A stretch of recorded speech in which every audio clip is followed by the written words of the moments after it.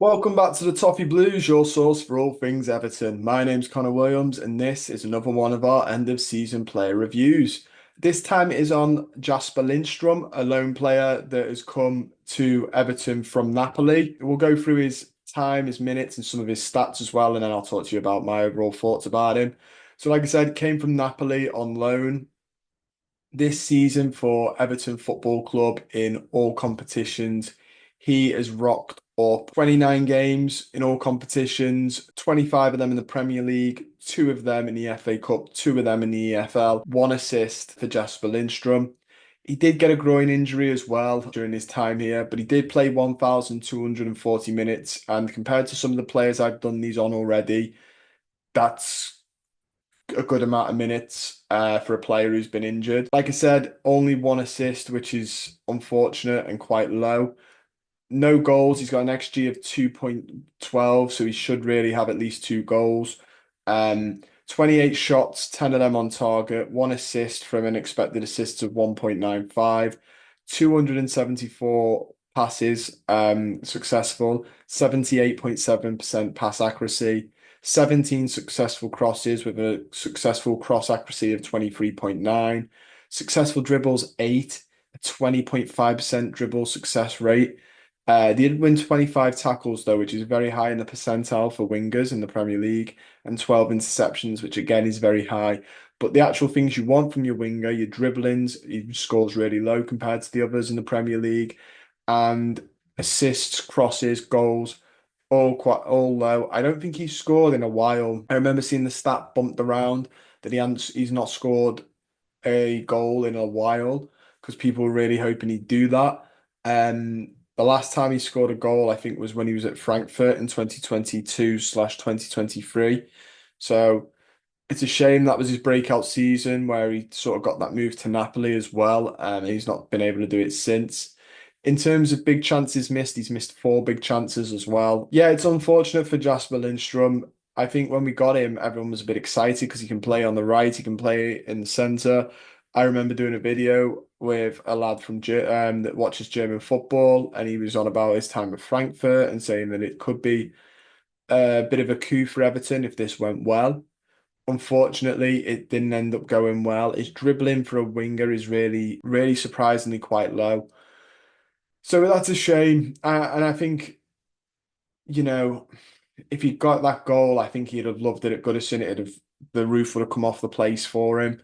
But unfortunately, it wasn't meant to be. In terms of a highlight, it'd probably have to be his assist, maybe, which would probably be the best game he's played. He played well against Spurs in the 3-2 win as well, but he's got his assist against Wolves is probably his highlight. What I want to see from him next season, again, I don't think it's a lone player that we should go back in for. I think it's not worked out. We need that right wing is a position that is absolutely pivotal. We get someone good in it. We've really struggled with lack of pace on our wingers. The left, we have Dwight McNeil or Ndai, which we're pretty happy with now. And yeah, and we're looking at other left wingers as well. I think the right needs to be a real priority. We need someone with a lot of pace that once you get that right hand side, can start really driving down the byline and sort of towards the byline down the side and hugging it. I don't think that'll be Jesper Lindstrom, unfortunately. So I think he'll go back to Napoli, and it's whatever Napoli want to do with him, whether they want to send him out on loan or give him a chance. But for Everton, I think this might be our journey over.